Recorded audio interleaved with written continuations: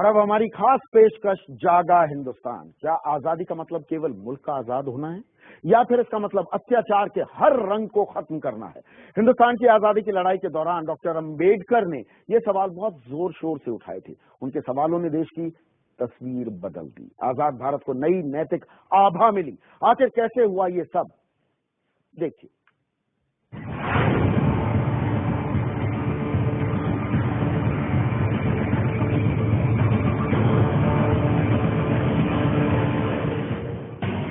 12 नवंबर 1930 गांधी जी के नागरिक अवज्ञा आंदोलन से घबराई अंग्रेज सरकार ने लंदन में गोल में सम्मेलन बुलाया। लेकिन इस सम्मेलन में शामिल एक युवा बैरिस्टर ने गांधी जी को पूरे भारत का नेता मानने से इनकार कर दिया। उनका नाम था डॉक्टर B.R. अंबेडकर। उन्होंने साफ कहा कि कांग्रेस के ज्यादातर नेता ऊंच नीच में विश्वास रखते हैं। वे दलितों को संवैधानिक प्रक्रिया में भाग नहीं लेने देंगे। इसलिए जरूरी है कि ऐसे पृथक निर्वाचक मंडल बनाए जाएं, जहां दलित उम्मीदवार हों और जिन्हें सिर्फ दलित चुने। अगर एक राष्ट्र का हक दूसरे राष्ट्र पर राज करने का नहीं बनता है, तो क्या एक कम्युनिटी का, एक समाज का राज करने का हक बनता है दूसरे कम्युनिटी पर? इसलिए ये भी रुकना चाहिए। और उन्होंने पहली बार ये बात कही कि अंग्रेजों के गुलाम भारतीय हो सकते हैं, लेकिन हम तो गुलामों के गुलाम हैं।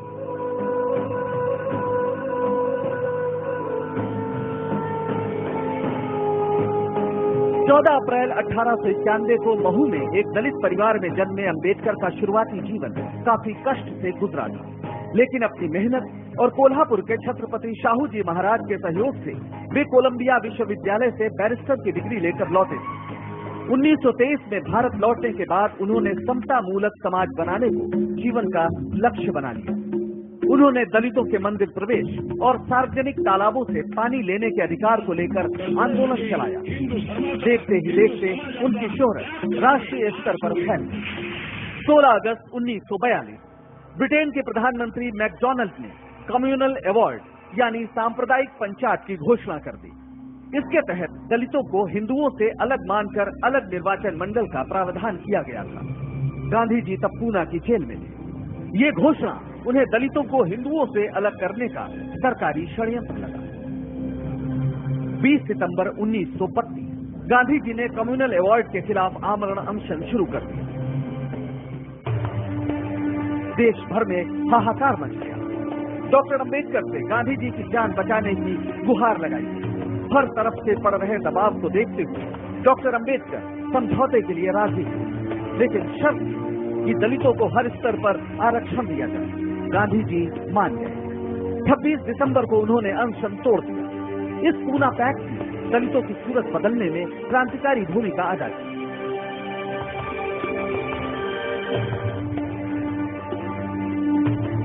एक पूना पैक्ट की सबसे बड़ी देन यही मैं मानता हूं कि दलितों में एजुकेशन की रफ्तार को इतना तेज कर दिया कि उसी के चलते उनको सरकारी नौकरियों में आरक्षण मिला और उसी के चलते उनका जो सही मायने में एम्पावरमेंट है, मैं इसको मानता हूं।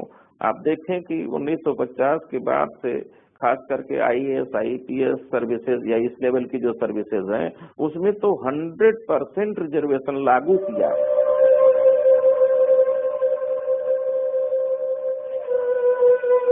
डॉक्टर अंबेडकर से पहले 19वीं सदी के आखिरी दौर में महाराष्ट्र में ज्योतिबा फुले जैसे समाज सुधारक गुलामगिरी जैसी किताब लिखकर ब्राह्मणवादी कर्मकांडों पर कड़ा प्रहार कर चुके थे। उधर दक्षिण में नारायण गुरु और पेरियार भी वर्ण व्यवस्था के खिलाफ बिगुल बजा रहे थे। डॉक्टर अंबेडकर के महत्व को समझते हुए उन्हें देश का संविधान लिखने की जिम्मेदारी सौंपी गई। वे देश के पहले कानून मंत्री भी बनाए गए। लेकिन डॉक्टर अंबेडकर को समझ में आ गया था कि हिंदू रहते हुए दलितों की मुक्ति नहीं। इसलिए 14 अक्टूबर 1956 को अपनी मृत्यु के लगभग 2 महीने पहले उन्होंने लाखों समर्थकों के साथ नागपुर में बौद्ध धर्म की दीक्षा ली।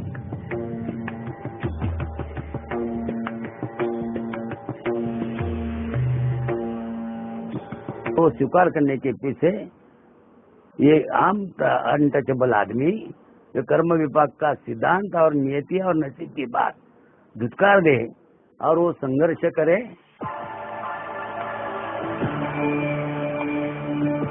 डॉक्टर अंबेडकर के विचार आजादी के हर बढ़ते साल के साथ ज्यादा प्रासंगिक होते गए। ये उनके मिशन का ही नतीजा है कि जिस उत्तर प्रदेश में दलितों को ऊंची जाति वालों के सामने बैठने की इजाजत नहीं, वहाँ एक दलित की बेटी यानी मायावती मुख्यमंत्री बन गई, वो भी पूर्ण बहुमत के साथ। ये अलग बात है कि डॉक्टर अंबेडकर के मिशन के प्रति उनकी प्रतिबद्धता को लेकर बार बार सवाल उठते हैं।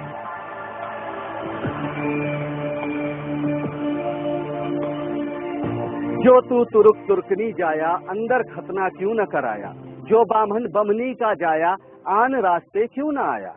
600 साल पहले संत कबीर ने ये बुनियादी सवाल उठाया था, लेकिन जिन्हें नहीं समझना वो आज तक आंख बंद किए हुए हैं।